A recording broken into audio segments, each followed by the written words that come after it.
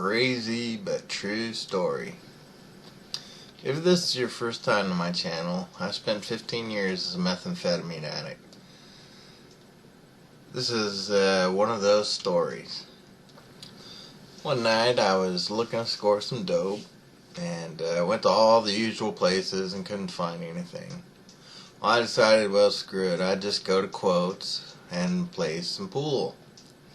Quotes was a pool hall that was behind the F Street bookstore on Main Street in El Cajon. It was also kind of attached to the park at the, well, it's right there at the El Cajon Jail and the El Cajon Performing Arts Center.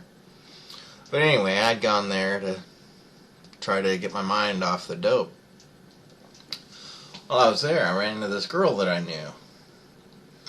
Well, she was a 14-year-old heroin addicted prostitute, but she knew where to get what I needed. I asked her if she knew where to get some meth, and she said yes. So we hopped in my car and ended up over at the Motel 6 off of Magnolia, right over off of Interstate 8. We walk in, and there's two women in there. They were closer to my age, you know, in their early 20s, mid to early 20s. And they had it. So I bought it from them and asked them if it was cool if I did a line while I was there. Now at this point I was kind of early in my addiction and sat down and chalked her out of line and chalked myself out of line, and we did them. The whole time I'm doing this and setting this all up, the what I'm going to call the head girl was in there getting ready to go out. She was doing her hair and her nails and putting on a slinky dress and talking to her other friend, talking about how she was going to go out and she was planning on cheating on her boyfriend and she was sick of him and this, that, and the other. I was sitting at the table. It's right next to the front door, and when I first sat down, I could have sworn that I heard somebody brush against the door. But I didn't pay any attention, and I was focused on doing my dope. Well, right after I'd done that line, I'm sitting there rushing. It was some pretty powerful stuff there, and I was happy. Being a dope fiend and getting some stuff that was really good, that makes you happy. All of a sudden, there's a knock at the door. Oh, God. Here comes a guy in with his two friends. One of them goes straight over to the girl who's laying on the bed, one that I didn't know, and another one wearing a trench coat, and he looked like he had a backpack under a trench coat.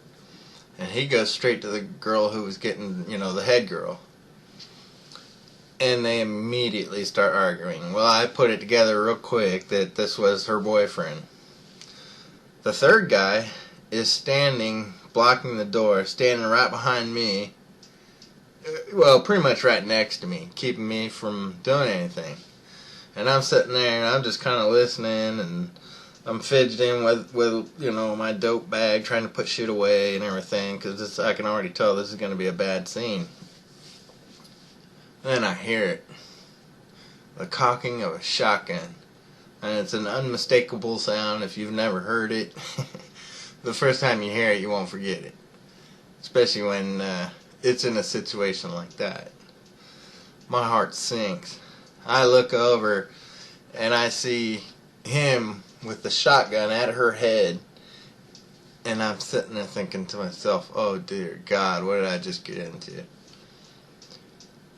Thankfully, to the quick thinking of this young girl, this heroin addicted prostitute, she immediately sits up and says, hey Doug, I need to talk to you outside. She just grabs me up. Okay, let's go. We walk outside and I say, come on, we gotta go. She said, oh no, I need to go back in there and save my friend. I said, are you crazy? Are you kidding me? Let's just go. We'll go down to the office and call the police and, get the hell out of here. Well, she was insistent on going back in, so I let her. I get out to my truck and I take off, and I actually went back to Quotes to use the phone there because the people in the office at Motel 6 wouldn't let me use their stuff. A bunch of douchebags. Even after telling them what it had just happened, they still wouldn't let me use their phone. So I head down to the Quotes and use the payphone down there, and I call 911 and tell them, hey, look, you have a hostage situation going on. Well, that was the last I had heard of it for a few days. Then later, I ran into the girl again, and she had a couple of busted ribs, and I asked her, I said, well, what happened? She said that they had been in a 6-hour standoff with the police, and that the dude, a.k.a. Crazy Dave, busted her in the ribs with a shotgun butt. They had planned to kill me, and he was pissed that she had gotten me out of there. So that's another one of those stories that kind of quick, but to the point. So I hope you enjoyed it. Have a good one.